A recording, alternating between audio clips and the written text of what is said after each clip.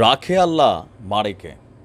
দর্শক, বীর এবং ইসাল যুদ্ধের ঠিক মূল বাটে পড়তে যাচ্ছে মার্কিন প্রেসিডেন্ট জো বাইডেন। যদি আল্লাহ পাক খাস রহমত বাইডেনের প্রতি না দেয়, তাহলে মাঠের চিত্র যা বলছে যে আজকে আমাদের এই ২৭,০০০ পরিবারের সাথে যা ঘটেছে এই আমেরিকার মদদে, পাশাপাশি ইরাক, সিরিয়া, মধ্যপ্রাচ্যে যে যুদ্ধের দামামা বেজে উঠেছে, এই বাইডেন শুধুমাত্র ইসরায়েলের পক্ষে অবস্থান নিয়ে সেইগুলোর রেজাল্ট তো একটা তর উপরে আসবে। তার উপর আজকে বিশ্ব দেখেছে মানবতাবাদী রাষ্ট্র খোদ আমেরিকা কোন ধরনের ভূমিকা পালন করছে, বাকস্বাধীনতা কোথায় আছে।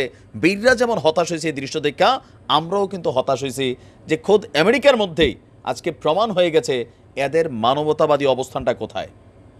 দর্শক, এই মুহূর্তে আপনার মার্কিন প্রেসিডেন্ট জো বাইডেনের যে নির্বাচনী প্রচারণা সেটা কিন্তু চলছে।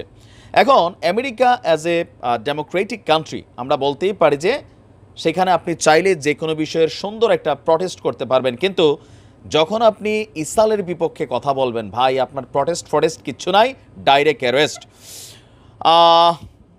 নিউ ইয়র্ক সিটিতে ইসরায়েল বিরোধী বিক্ষোভের সময় ৬১ জনকে গ্রেফতার করেছে নিউ ইয়র্ক পুলিশ। ভাবা যায় তারা কোনো সহিংস আন্দোলনে যায় নাই।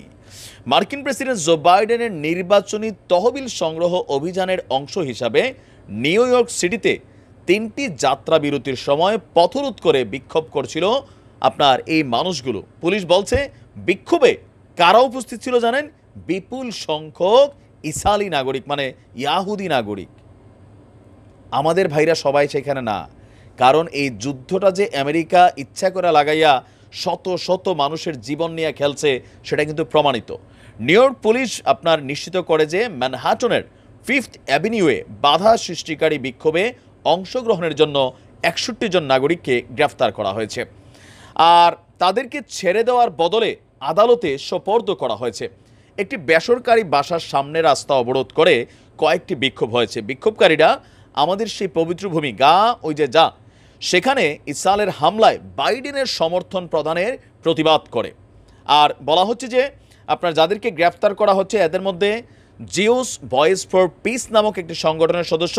এই সংগঠনটি ইনস্টাগ্রামে এই তথ্য দিয়ে বলেছে বিক্ষোভকারীরা ফ্রি আপনার আমাদের সেই রাষ্ট্রটার নাম ফিলি, সেটার নাম নিয়েছিল। ওই পোস্টে বলা হয়েছে আপার ইস্ট সাইডে একের পর এক প্রাইভেট ফান্ড রেইজারে সফর করার চেষ্টা করার সময় শত শত ইহুদিরা আপনার এই বাইডেনের মোটর বহর রুটে বাধা দেওয়ার জন্য চেষ্টা করেছিল। তবে বাইডেন তার তৃতীয় ধনী মেজবান মরিন হোয়াইটের বাসায় অবতরণের সময় পুলিশ বিক্ষোভকারীদের লাঠিপেটা করে।